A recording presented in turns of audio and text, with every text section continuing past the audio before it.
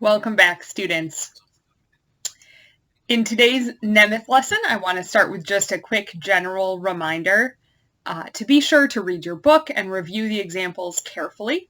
Lectures are always meant as a supplement to the reading rather than a replacement for it. I know nobody likes to sit through exactly the same content two different ways, so they do cover slightly different content. Today in Nemeth, we need to start off talking a little about variables. Remember that in print, sometimes variables are italicized to make clear that they're a variable, maybe in the midst of a sentence. The print might italicize the letter X when it's saying find X, we're going to solve for X. In Braille, we never follow that. We never italicize a variable just to show it's a variable. So we would use the grade 1 indicator in UEB or the English letter indicator in the Nemeth mode as needed to show that a variable is a letter and not a contraction. We don't need to use that if it's right next to a sign of comparison, like an equal sign, because then we know that there should be a variable or a number there. But we don't italicize for that sake. If there was a whole list of variables and some of them were italicized and others were not to show something different, that this set of variables comes from the traits of the object and this other set of variables is calculated, then you might italicize some things in a list to show when that italics means something specific. But if the italics just means, hey, this is a variable, then in Braille we don't need that. It's already clear. Remember that in equations, you don't need that letter indicator if it's right next to a sign of operation, and that is on either side. So whether it's before the sign of operation or the sign of comparison. If it's before the sign of comparison or after the sign of comparison, you would not need it. So the computer is not feeling especially intelligent today, or perhaps I have the translation tables set wrong. I have them set wrong. There we go. Now that we're reading it in Nemeth, it says, okay, I can see because there's an equal sign there. I know it says Y. I know it doesn't say U equal MX plus B, and I know it doesn't say MX plus B equals U. This is not an existential crisis where you are the slope of a line. No, the line is calculated that way. So in Nemeth, no grade 1 indicator, uncontracted Braille indicator, English letter indicator needed to show that those are the variables. I suppose it is necessary that we show that that is all in Nemeth because they're equations. We would write them in Nemeth, and because we're writing them in Nemeth, we can read them with the rules of Nemeth, which are more efficient for math.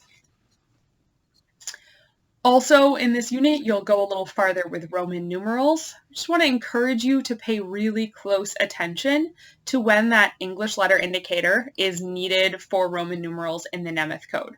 The rules for it are more specific and more individualistic than they have been for other indicators. So, if it's a lowercase Roman numeral after a space, you will need an English letter indicator. If it's a single letter uppercase Roman numeral, you will still need an English letter indicator. The only time you don't really ends up being groups of uppercase letters when there's multiple uppercase letters, and then you get to use the super special Nemeth double caps, which was super special back in the day, but now looks just like the UEB word capitalization indicator. And we use it for Roman numerals in Nemeth as well. So look at those examples and those details. The wonderful thing about Roman numerals is they take a pattern and you follow that pattern for that list.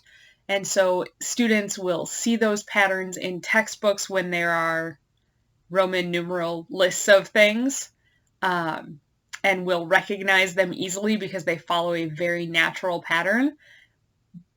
But it's not something that I feel like everyone needs to obsess over for hours and hours of study, because when was the last time you wrote a list of Roman numerals? And it was important that you wrote it correctly. It's really easy to read them. They're not confusing. It's good as a TBI to be able to write them accurately when you transcribe a document. I will not be surprised if the first time it comes up in your career, you need to open a book or look up a reference to see an example of how to do that specific type of Roman numeral list in Braille or in Nemeth. That's okay. Use your reference materials, look it up and get it right. You'll be fine. At this time, we'll also cover other alphabets, because there are other alphabets in math and science. Especially there are Greek alphabets. Sometimes there are others too. The Greek letter indicator is dots 4, 6, and it's placed in front of a letter. Just like lots of other indicators, you know, that prefix, when it comes before a letter, is going to modify the letter. You can look at the chart in your book or anywhere else to see all the letters that correspond, but basically alpha, beta, and so on. Fun commercial break here. Today's episode of Nemeth was brought to you by the Greek letter pi. The Greek letter pi? If you went and asked anyone in Greece what that letter was, they would tell you it's P. That is the Greek letter P. Why do we say it different in math and science than all of the Greeks in Greece who actually speak Greek and actually use this alphabet all the time? And there's a reason for that, of course. They aren't the pronunciation of Greek letters in Greek, but they are the pronunciation that we say in English based on classical Greek. So today, modern Greek is not the same as classical Greek, and then also it's been adapted to English phonology. Like in English, S isn't usually the second consonant of an initial consonant blend. So in English, it's kind of awkward for people who speak only English to say psi. It's much easier for them to say psi. So there's some fun phonology that underwent changes to be English sounding, as well as since the time that scientists wrote down how they think the alphabet was spelled, pronounced in classical Greek, the pronunciation of English has changed since then. English phonology underwent a great vowel shift where lots of words changed in their pronunciation, and of course, our pronunciation of the classic Greek alphabet went through that shift as well. So today, classical Greek and modern Greek are not the same thing. If you think of how Shakespeare wrote in English, he's actually considered a modern English author. Before him, there was Middle English, and before that, there was Old English. And not many of us today could make any heads or tails of literature in English from Old English because it's just so different from modern English.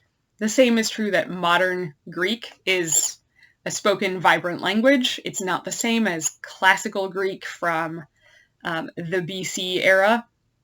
So two very different Greeks, and then all of the changes that we've applied as English speakers. So know that the Greek alphabet, as you learned in Greek life or in math and science class, is not the Greek alphabet that's used in Greece. It's an English set of names for letters that we use for things. And that actually ends up being really helpful, because if you're the math teacher and you're writing on the board and sometimes you're writing the English letter P, it's really helpful that the Greek letter isn't also called P. So it's convenient. Now back to our regularly scheduled programming. Write your Greek letters in Nemeth. In math and science, go ahead and write your Greek letters in Nemeth no matter what. It's convention.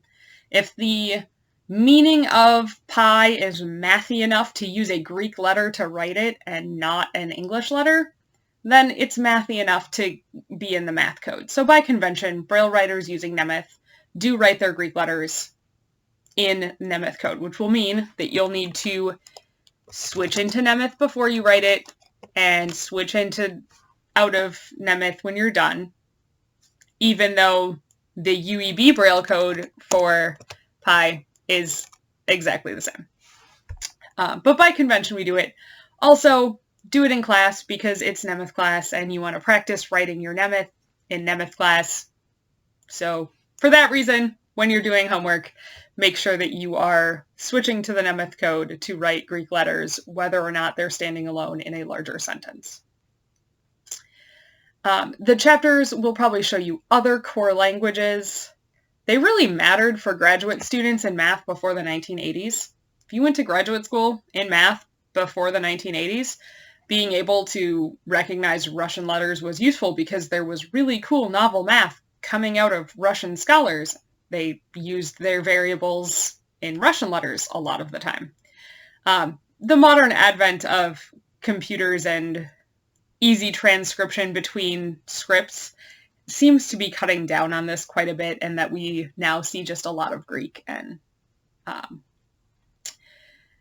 Latin scripts, but there are Brailles for those other languages as well. There's Brailles for the special German characters, so by all means, know where to find that list if ever you see those letters in a math context. Our next section topic is enclosed lists. Enclosed lists are in some kind of grouping indicators and are generally separated by commas, right? It's a list, so it's a list of something, and it's a list that's usually numbers or stand-ins for numbers. It might be a list like an ordered pair. It might be a longer list of items. It might be in a different shape, like it might be in a curly brace. It might have more terms, but the concept with a list is that if it's an enclosed list, if it's inside those braces or whatever it's inside of, that you know it's a set. You know it's a set from set theory. It's a set of numbers or it's a set of data. It's all going to be the same format, and it's all going to go together as a group. To save space for that in Nemeth, we have the wonderful rule that if it's an enclosed list, it does not require numeric indicators. You don't have to put numeric indicators in there after every space, after every comma, to restart numeric mode. No, that would get far too long and far too cumbersome, and we're all about saving space here. So in an enclosed list, we know it's going to be numbers, or it's going to be stand-ins for numbers. No problem, just go ahead and write them. And that's fine if it's variables, that's fine if it's, what else could be a number? You could have a number that's operated on, you could have something that's added, or you could have something that's squared. Those are fine, right? You can have any kinds of numbers that you like. You can't have signs of operation, you can't have words, it has to be a data set, right? But that will save us lots of space and lots of effort to go ahead and skip those numeric indicators, because those grouping indicators enclosing the list tell us this is a set of numbers. Those are my highlights for this week. Read your book carefully, and until I see you next time, happy Brailing!